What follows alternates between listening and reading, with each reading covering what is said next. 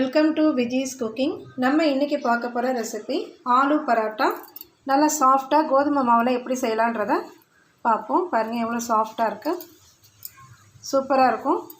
நல்ல ஒரு breakfast, evening ஸ்நாக்ஸாகவும் இதை எடுத்துக்கலாம். நல்ல ஒரு ஹெல்த்தியானது ஒரு ரெசிபி. கண்டிப்பாக நீங்களும் ட்ரை பண்ணுங்கள். இந்த வீடியோவை ஸ்கிப் பண்ணாமல் லாஸ்ட் வரைக்கும் பாருங்கள். ஸ்டப் பண்ணாமையே நம்ம எப்படி செய்யலான்றதை பார்ப்போம். புதிதாக பார்க்கக்கூடிய நண்பர்கள் விஜிஸ் குக்கிங் சேனலை சப்ஸ்கிரைப் பண்ணி தொடர்ந்து பாருங்கள், சப்போர்ட் பண்ணுங்கள்.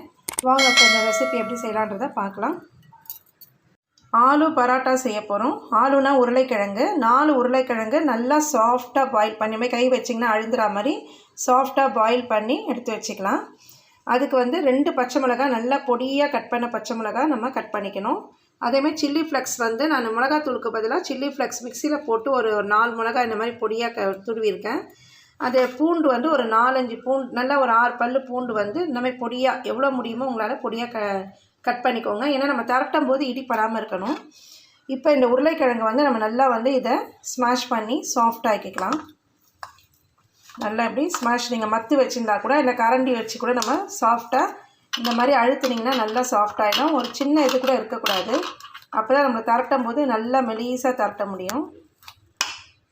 பாருங்கள், இந்த அளவுக்கு எந்த இடத்துலையுமே அந்த இது இருக்கக்கூடாது. இந்த மாதிரி நல்லாவே ஸ்மாஷ் பண்ணி வச்சுருக்கணும். இது கொஞ்ச நேரம் சூடு ஆறட்டும்.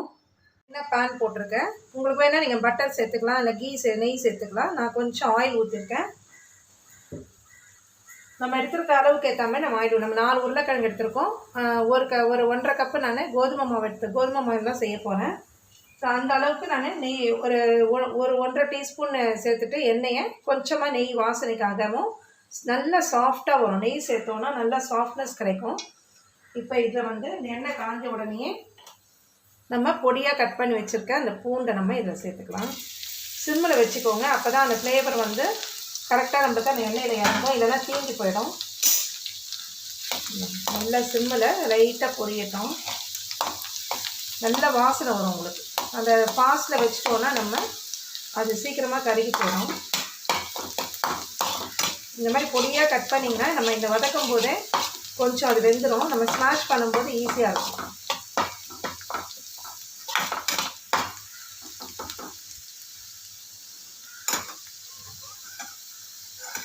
இப்போ அடுத்தது நம்ம இந்த பச்சை மிளகாவே சேர்த்துப்போம்.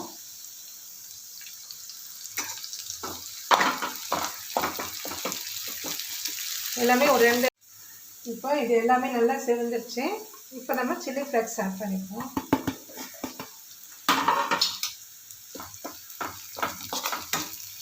இது எல்லாமே நம்ம இப்போ லோ ஃப்ளேமில் வச்சு தான் நான் செய்கிறேன். மிதமான தீயில தான் வச்சு செய்கிறேன். பாருங்கள், இப்போ இது எல்லாமே ரெடி ஆகிடுச்சு. இப்போ அடுத்தது நம்ம கொத்தமல்லி நல்லா பொடியாக கட் பண்ணி, அதுவும் எல்லாமே நம்ம பொடியாக கட் பண்ணோன்னா தரத்துக்கு ஈஸியாக இருக்கும். இது நம்ம அதை ஸ்டாப் பண்ணிவிட்டு கொஞ்சம் ஆற வச்சிடுவோம். கொஞ்சம் ஆறின பிறகு நம்ம இதெல்லாமே ரெடி பண்ணிக்கலாம். சரி, இன்னும் ஒன்று, இதில் மஞ்சத்தூள் ஆட் பண்ணணும். அதை மறந்துட்டேன். மஞ்சத்தூள் ஒரு இவ்வளோ போட்டால் போதும். ஒரு 2 சிட்டிகை இல்லைன்னா 1/4 டீஸ்பூன் சேர்த்தா போதும். கலருக்காக தான் சேர்க்குறோம். கொஞ்சமாக சால்ட்டு.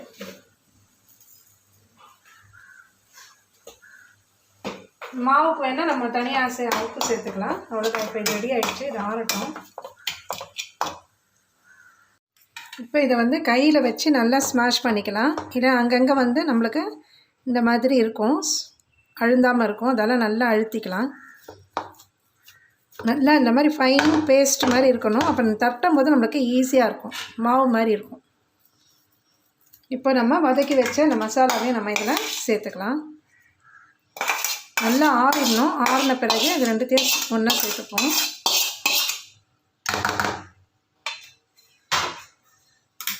இப்போ இதெல்லாமே சேர்த்து நம்ம ஒன்றா கலந்து கொடுத்துடலாம். இந்த மாதிரி செஞ்சு கொடுக்கும்போது எல்லாருமே வீட்டில் இருக்கவங்க எல்லாருமே விரும்பி சாப்பிடுவாங்க.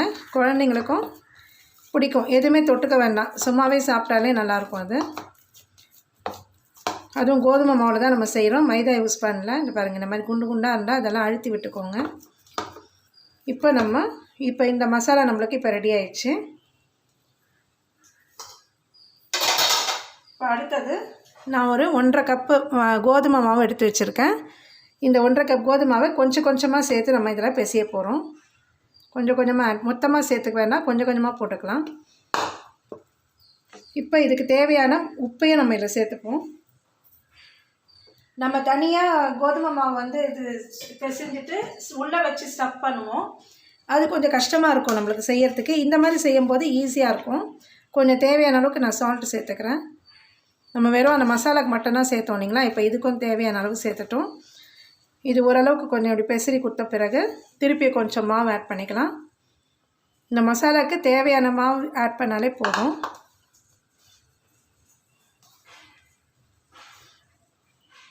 நல்லா ஒரு ஃபேமிலி சாப்பிட்லாம். ஒரு 4லேருந்து 5 பேர் தாராளமாக சாப்பிட்லாம். பாருங்கள், நல்லா இந்த மாதிரி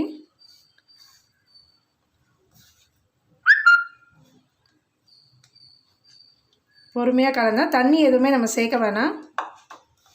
தண்ணி இல்லாமே நம்ம இப்போ இது வரைக்கும் நான் சேர்த்துருக்கேன். அப்போ 1 கப் மாவு தான் நான் எடுத்திருக்கேன். ஒரு 1/2 கப் மாவை நான் அப்படியே வச்சுட்டேன். இப்போ இதை நல்லா நம்ம சப்பாத்தி மாவு பிசைகிற மாதிரி தண்ணி இல்லாமல் தான் பிசைய போகிறோம். அப்படியே ஒன்று சேர்த்து பிசைஞ்சிக்கலாம். இப்போ பாருங்கள், இதெல்லாம் ஒன்று சேர்த்து நான் இந்த மாதிரி பிசைஞ்சிருக்கேன். நல்லா இப்படி கொஞ்ச நேரம் இப்படி அழுத்தி விடுங்க. ஒரு நிமிஷம் இந்த மாதிரி அழுத்தி விட்டோன்னா நல்லா சாஃப்டாக இருக்கும். அவ்வளோதான். பாருங்கள், சூப்பராக நம்மளுக்கு அந்த தண்ணி எதுவுமே நம்ம மிக்ஸ் பண்ணக்கூடாது.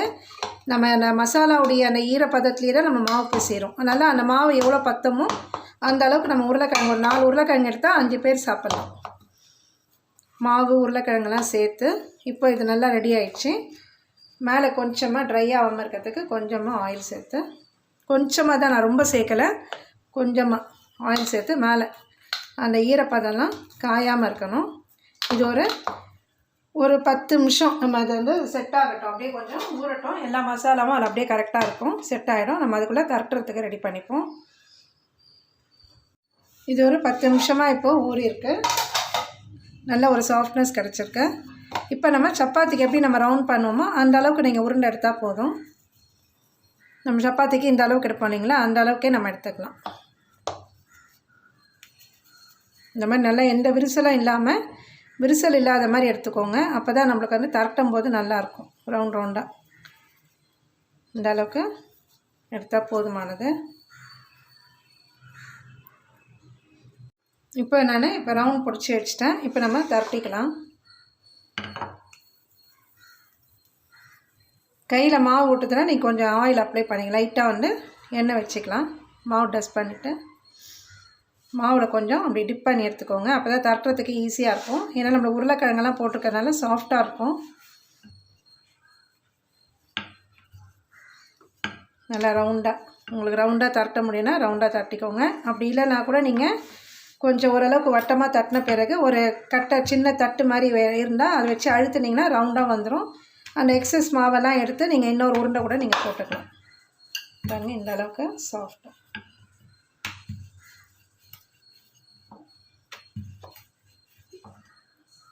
நல்ல சாஃப்டாக இருக்கும். நம்ம அது பொட்டேட்டோ யூஸ் பண்ணுறதுனால சாஃப்டாக இருக்கும்.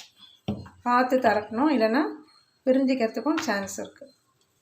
லைட்டாக மாவு டஸ்ட் பண்ணிக்கோங்க. எண்ணெய் எதுவுமே தேவையில்லை இனிமேல்.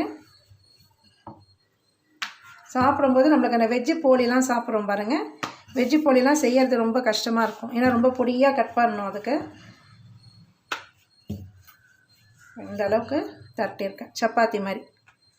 இந்த அளவுக்கு நம்ம எல்லாத்தையும் தரட்டி ரெடி பண்ணிப்போம். பாருங்கள், இப்போ எல்லாமே நான் தரட்டி எடுத்து வச்சிட்டேன். இப்போ நம்ம சுடுறதுக்கு ரெடி பண்ணிப்போம். பார்க்குறதுக்கே ரொம்ப அழகாக இருக்குது பாருங்கள், கலர்ஃபுல்லாக.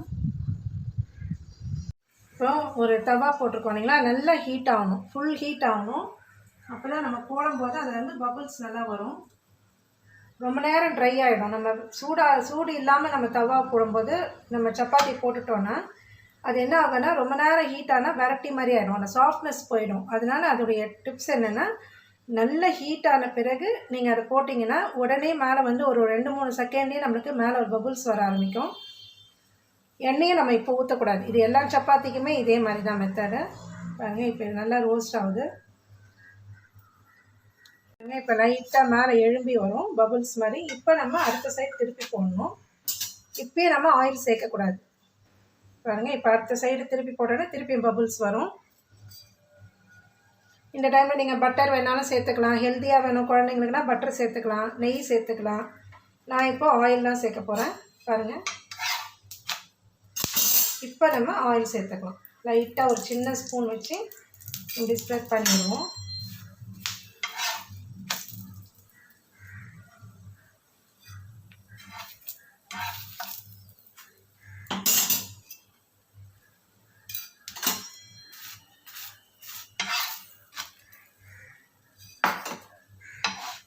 நல்ல ஒரு ஈவினிங் ஸ்நாக்ஸாக கூட இருக்கும். அது மார்னிங் பிரேக்ஃபாஸ்ட் சாப்பிட்டாலும் நல்ல ஒரு ஃபில்லிங்காக இருக்கும். ஈவினிங்காக நம்ம ஒரு ஸ்நாக்ஸ் மாதிரி கூட குழந்தைங்க ஸ்கூலை விட்டு வராங்கன்னா நம்ம இந்த மாதிரி செஞ்சு கொடுக்கும்போது குழந்தைங்க நல்ல ஒரு ஹெல்த்தியான ஒரு ஸ்நாக்காக இருக்கும். பாருங்கள், இந்த மாதிரி நம்ம எல்லாத்தையுமே ரோஸ்ட்டாக சுட்டுடலாம். பாருங்கள் எவ்வளோ அழகாக இருக்குது. இந்த மாதிரி தான் நல்லா ஒரு ப்ரௌனிஷாக இருக்கும். அவ்வளோதான், நான் எல்லாமே சுட்டு எடுத்துட்டேன். நம்முடைய சூப்பரான ஆலு பராட்டா ரெடி. பாருங்கள் எவ்வளோ சூப்பராக இருக்குது. நல்லா சுட சுட சர்வ் பண்ணும்போது சூப்பராக இருக்கும். நல்லா சாஃப்டாக நீங்கள் ஆறின பிறகும் சாப்பிட்லாம். சாஃப்டாக இருக்கும். பாருங்கள், 2 விரலே பிக்கிறேன், அவ்வளோ சாஃப்டாக இருக்குது. சூப்பராக இருக்கும். கண்டிப்பாக நீங்களும் ட்ரை பண்ணுங்கள். நம்ம அடுத்த வீடியோவில் பார்ப்போம். தேங்க்ஸ் ஃபார் வாட்சிங்.